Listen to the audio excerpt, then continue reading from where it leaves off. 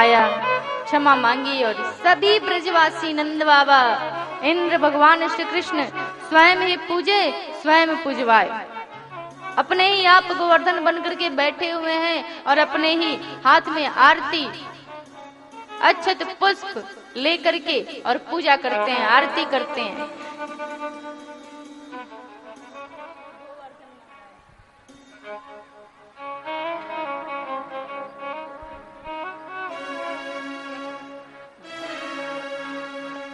अब जरा हमारे बाके बिहारी जी का भोग भी लग जाए।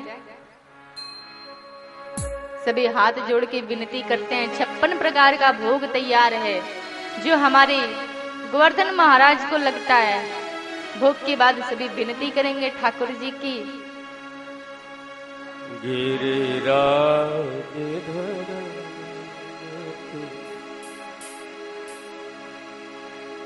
बोलिए गोवर्धन महाराज की जय। बोलिए गोवर्धन महाराज की जय।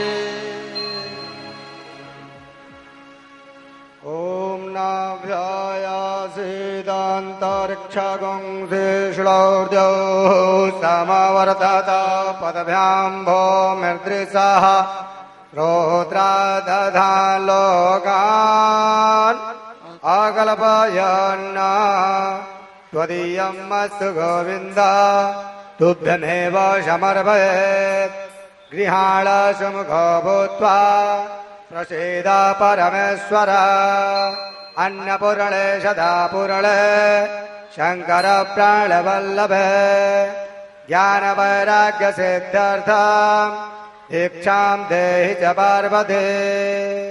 माता च पार्वती देवी पिता देवो महेश्वरः। बान्धवा शिवभक्ताश्च स्वदेशो भुवनत्रयम्।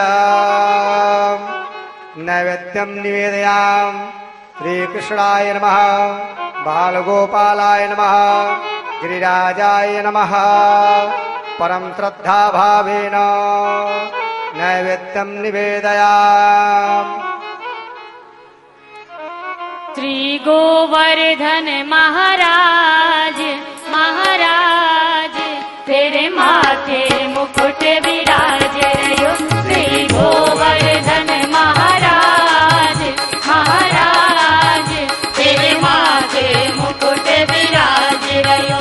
श्री गोवर्धन महाराज महाराज तेरे माथे मुकुट विराज रयो। श्री गोवर्धन महाराज महाराज तेरे माथे मुकुट विराज रयो।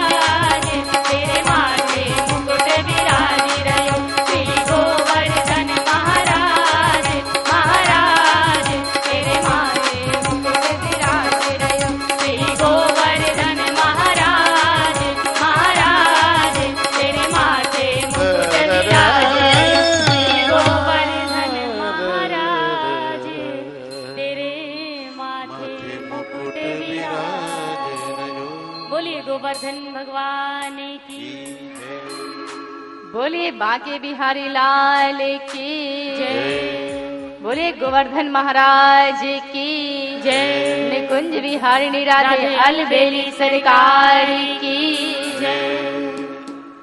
यहाँ इंद्र ने गौ माता के दूध से लेकर के और तिलक किया, भगवान श्री कृष्ण का बिंदु लगाया। यहाँ एक नाम प्रभु का पड़ा, गोविंद, इंद्र के द्वारा।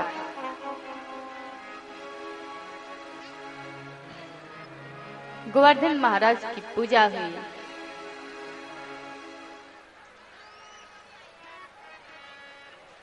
और भगवान श्री कृष्ण अनेकों बाल लीलाएं किए। आज ठाकुर जी का होली महोत्सव भी है। हमारे बांके बिहारी लाल जी होली किस प्रकार खेले थे।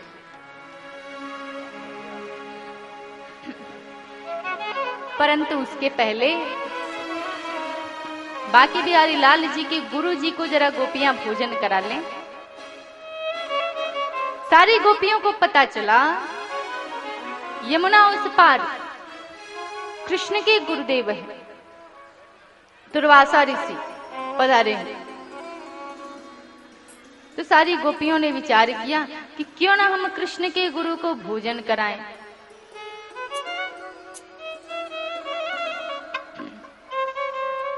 सारी गोपियों ने कृष्ण से कहा, कृष्ण हम तुम्हारे गुरुदेव को भोजन कराना चाहते हैं। कहा बहुत अच्छी बात है।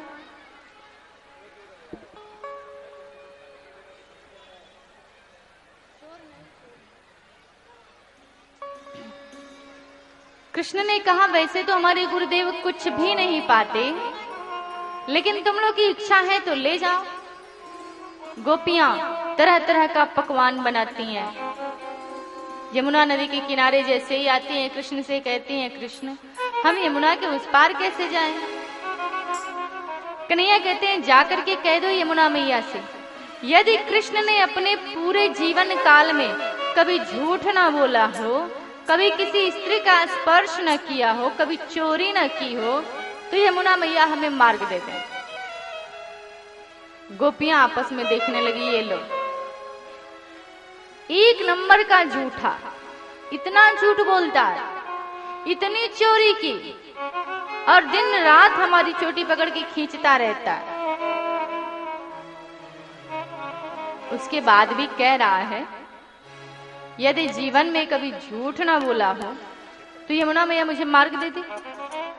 फिर भी गोपियां जाती हैं, प्रार्थना करती हैं कि कन्हैया ने कभी झूठ ना बोला हो, चोरी ना की हो, किसी स्त्री का स्पर्श न किया हो, तो यमुना मैया हमें मार्ग दे दें। और यमुना मैया मार्ग दे देती हैं। सारी गोपियां आश्चर्यचकित, अरे ये कैसे हो गया। उस पार जाती हैं दुर्वासा ऋषि को भोजन कराने के लिए।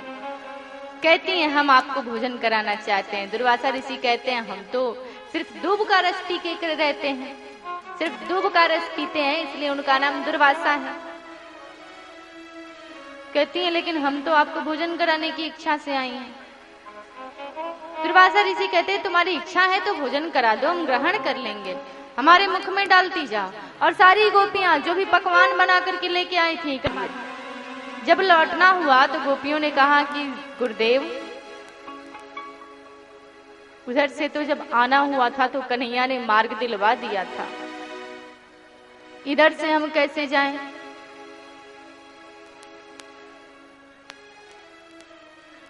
दुर्वासा ऋषि ने कहा जाके यमुना मैया से कह दो कि अगर दुर्वासा ऋषि ने अपने जीवन में सिर्फ दूब का रस ही पिया हो और कुछ भी ग्रहण न किया हो तो यमुना मैया मार्ग दे दे। आपस में देखने लगी, जैसा चेला वैसा ही गुरु। अभी अभी इतना पकवान बना करके लेके आए, बाबा जी सारा का सारा गटक गए और कहते हैं कभी जीवन में कुछ खाया ना हो तो यमुना मैया मार्ग दे दे। जाके गोपियां बोली, अरे भाई जब झूठ बोलने पे मार्ग दे सकती हैं तो इस पे भी दे सकती हैं। जा करके प्रार्थना किया, कृष्ण के गुरु ने यदि जीवन में कभी कुछ ग्रहण न किया हो दूब के रस के सिवा तो हमें मार्ग दे दें। यमुना मैया ने मार्ग दे दिया। अभी जब वापस आ गई तो सब के सब व्याकुल, ये कैसे हो गया? कृष्ण से पूछा, कृष्ण ये कैसे हो गया? यमुना मैया ने कैसे मार्ग दे दिया? कृष्ण ने कहा, इसलिए दे दिया, हम अपनी इच्छा से चोरी नहीं करते। तुम्ही लोग तो चाहती हो कि मैं तुम्हारे घर आकर के चोरी करूं। तुम्हारी इच्छा को पूर्ण करने के लिए मैं आता हूं। देखता हूं जैसे माखन निकालती हो वैसे ही मन में तुम्हारी कामना बनी रहती है कि माखन को बना रही हूं, निकाल रही हूं, तो कृष्ण आएगा और माखन को चुरा करके खाएगा। मैं विचार करता हूं कि तुम्हारी इस मनोकामना को यदि मैं न पूर्ण करूं तो तुम लोग कितनी दुखी हो जाओगे। तो तुम्हें प्रसन्न करने के लिए आता हूं और माखन चुरा करके खा लेता हूं। इसमें मेरी इच्छा नहीं होती है। और तुम लोग के चोटी खींचने की बात रही तो वो भी तुम लोग की इच्छा होती है कि मैं तुम्हारे आगे पीछे घुमा करूं। और दुर्वासा ऋषि जो जीवन भर नहीं खाए, वो क्या एक दिन खाने से उनका पेट भर जाएगा? नहीं, वो भी तुम्हारी इच्छा को पूर्ण करने के लिए भोजन किए, इसलिए वो भी फलाहारी ही है। गोपियों की बात समझ में आ गई। हाँ, ये तो कन्हैया सही कह रहा है। तुम्हारे कन्हैया जी दूसरों की इच्छा पूर्ण करते हैं। ऐसे हैं हमारे बांके बिहारी लाल। सच्चे हृदय से प्रेम करो और कोई भी इच्छा व्यक्त कर दो हमारे बांके बिहारी लाल जी के सामने, बस वो इच्छा पूरी होने में समय नहीं लगेगी। बड़े प्रेम से बोलेंगे, बांके बिहारी लाल की जय। अब आपको कुछ सूचना दी जाएगी, तत्पश्चात हम होली महोत्सव करेंगे, फिर आरती होगी।